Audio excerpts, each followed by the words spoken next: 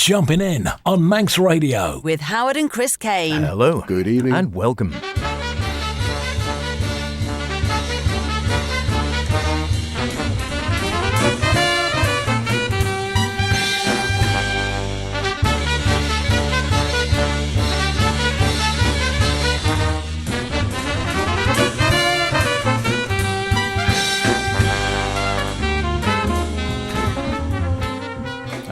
Here we are yet again on a Saturday night, 9 o'clock, jumping in the best in modern and contemporary jazz with myself, H. And me, Chris. Yes, welcome along to this week's show, where we're celebrating the 100th birthday, where he's still alive, of the great Charles Mingus Jr., both a giant physically and musically.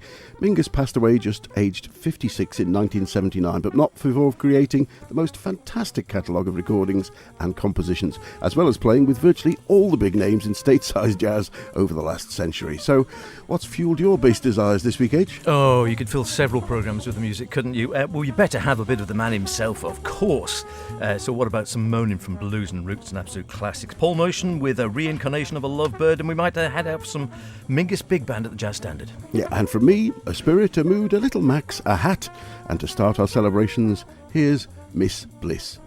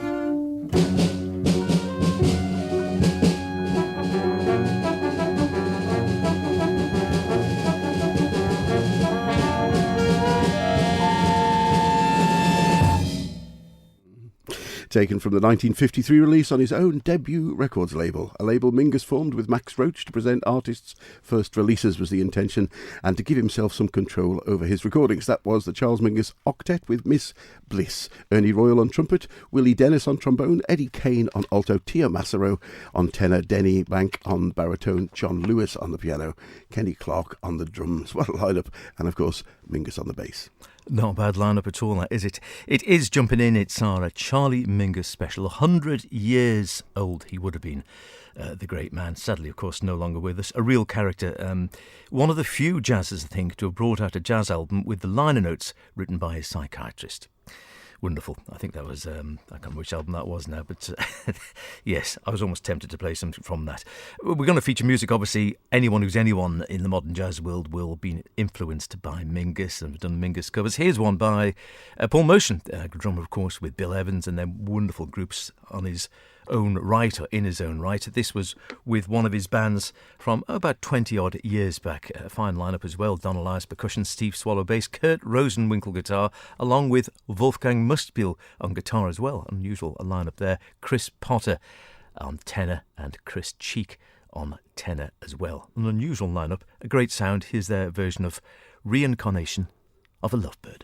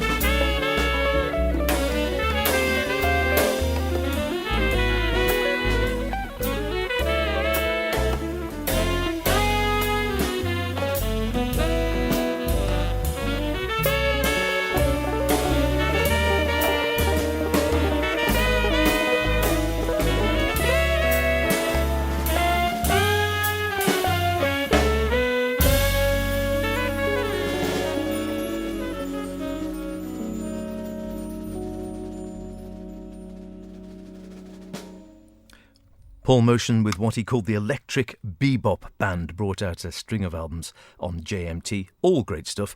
I must admit I enjoyed his on-Broadway ones most of all, I think. He brought about 4 or 5 albums out along those lines, I think on Winter and Winter and possibly JMT as well. 1994, recorded live to 2-track at the Power Station in New York. You did mention that Mingus was one of the few artists to have liner notes written by his psychiatrist. Probably the only jazz bassist, I think, to release a pamphlet, the Mingus Catalogue of Toilet Training Your Cat, to teach your cat to use the toilet at home rather than the litter box. You can still find it online, just go and have a look. Now, there's no doubt that Mingus's influence has spread far and wide, and one French bass player who's devoted the last 20 years or so of his career to the compositions of and the inspiration from Mingus is Jacques Vidal.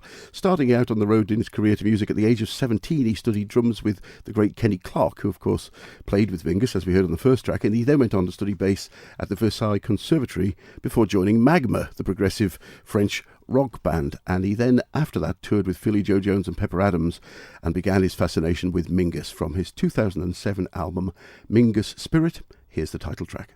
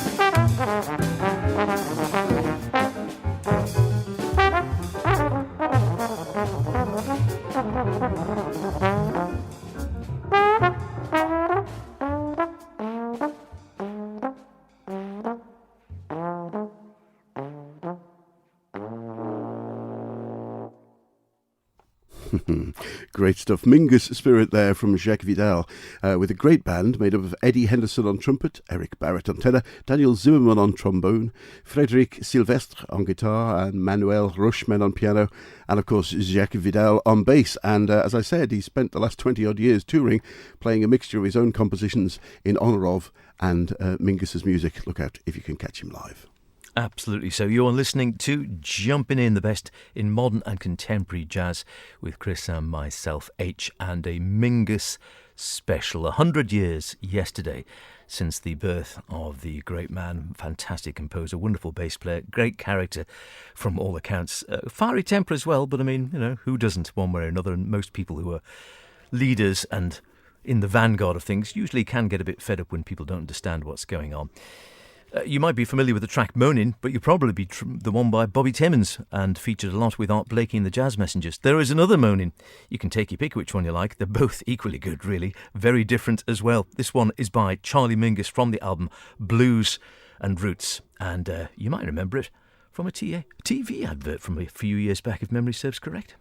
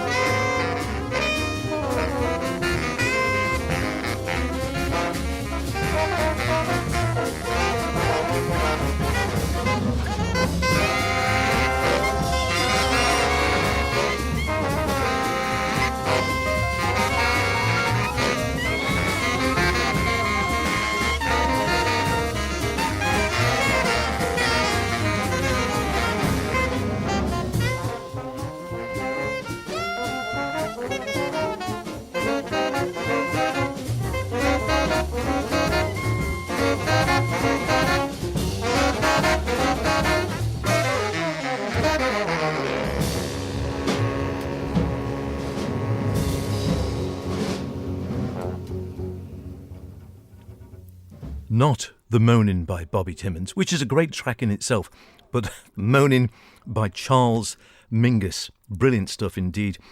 Each musician, he says, plays separate lines, simple blues lines. The solos are by Jackie McLean, Pepper Adams and Booker Irvin. And on the album notes, Charles himself says, "My music is as varied as my feelings are, or the world is, and one composition or one kind of composition expresses only part of the total world of my music." I wouldn't disagree with that. We played down to earth, and together I think the music has a tremendous amount of life and emotions. And I think you could say that of virtually all of Mingus's music. We were debating the advert as well. It was indeed a television advert. Did you get it? We eventually did after a bit of Googling, and it was Tetley's Bitter, a Saatchi and Saatchi ad with potentially Claudia Schiffer and a small dog walking along a beach. I remember the beach. Yes. I don't remember the dog. Anyway. I don't remember Claudia Schiffer, which is a bit worrying. It's getting old. You must have been thirsty at the time. Now, next from me, Tijuana Moods, an album Mingus once referred to as one of his personal favourites. However, and you'd be in his bad books, H, after that last introduction, the album was released and it had the name Charlie Mingus on the cover, which somewhat angered the great man who hated nicknames, and he said, "Don't call me Charlie, that's not a man's name, that's a name for a horse." Nonetheless, a great album. Here's Dizzy Moods, written for, well, you guess who.